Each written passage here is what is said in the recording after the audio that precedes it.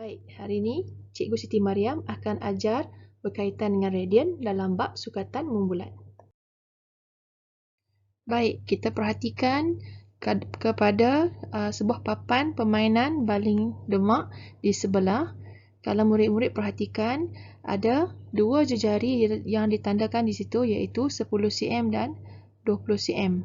Masing-masing mempunyai panjang lengkok 10 cm dan 20 cm. Jadi cikgu lukis semula di sini. Baik, untuk 10 cm. Panjang lengkoknya juga adalah 10 cm. Sekiranya berjejari 20 cm, panjang lengkoknya juga 20 cm. Jika murid-murid perhatikan, kedua-dua sektor itu mempunyai sudut yang sama iaitu ditakrifkan sebagai 1 radian.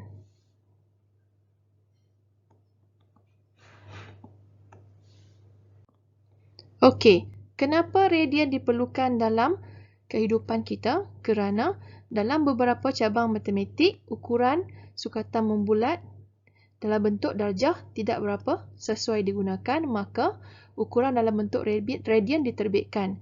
Dan untuk makluman murid-murid, di sini kita perhatikan radian kita boleh ringkaskan dengan perkataan RAD, rad, dan juga 1 radian boleh ditulis sebagai 1 R ataupun 1 C.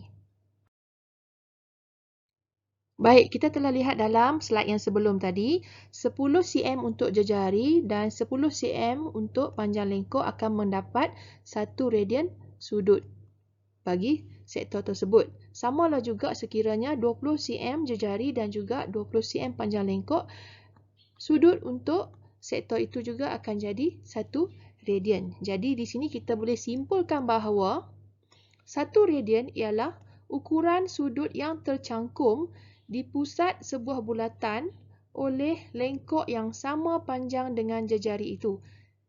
Kena faham di sini bahawa lengkok yang sama panjang. Lengkok, kalau dalam rajah ni kita tengok panjang AB, lengkok AB adalah sama dengan panjang jejari sektor iaitu OA ataupun OB. Okey, jadi kita dah faham di sini bahawa sekiranya panjang lengkok AB adalah J, maka sudutnya adalah 1 radian. Sekiranya panjang lengkok AB adalah 2J, maka sudutnya adalah 2 radian. Seterusnya, sehinggalah sekiranya pi radian. Jadi kita boleh jangkakan panjang lengkoknya adalah pi J. Dan sekiranya panjang lengkoknya adalah 2 pi J, bermaksud ukur lilit satu bulatan. Jadi dia punya sudut adalah 2 pi radian. Jadi di sini kita boleh perhatikan bahawa 2 pi radian bersamaan dengan 360 darjah. Pi radian adalah 180 darjah. Jadi kita dalam bab ini kita akan menggunakan pi sebagai 3.142. Jadi untuk kita faham bahawa 1 radian kita boleh tukarkan kepada 180 darjah bahagi dengan pi bersamaan dengan 57.29 darjah. Dan juga 1 darjah kita boleh tukar kepada radian bersamaan dengan pi bahagi dengan 180 darjah dan kita akan dapat menghampiri 0.01746 radian.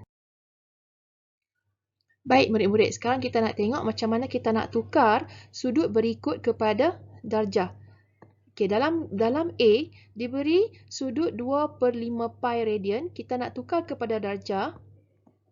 Kita akan ambil 2/5 pi darab dengan 180 darjah bahagi dengan pi. Jadi pi akan hilang. Maka kita akan dapat 72 darjah. Dan B pula adalah dalam bentuk daripada radian kita nak tukar kepada darjah, iaitu daripada radian kita kenalah darab dengan 180 bahagi dengan pi, dapatlah 128 darjah 54 minit. Jadi murid-murid kena faham di sini bahawa untuk kita tukarkan daripada radian kepada darjah, kita perlu darabkan 180 darjah bahagi dengan pi radian. Jadi kita akan dapat K, iaitu dalam bentuk darjah. Jadi seterusnya kalau kita nak tukar daripada darjah kepada radian, contoh dia Y, kita darabkan dengan pi bahagi 180, dapatlah H radian. Baik, kita lihat lagi contoh A pula, iaitu kita nak tukarkan 40 darjah dan 150 darjah kepada radian. Seperti yang cikgu dah maklum dalam slide yang sebelum, kalau kita nak tukar daripada darjah kepada radian, kita kenalah buat apa pelajar-pelajar? Baik, kita kena darab dengan pi bahagi dengan 180 darjah. Dan kita akan dapat H dalam bentuk radian. Ini yang saya tunjuk dalam slide yang sebelum tadi kan. Baik, kita tengok contoh penyelesaian dia bagi. Daripada 40 darjah didarabkan dengan pi per 180 dan kita akan dapat 2/9 pi radian.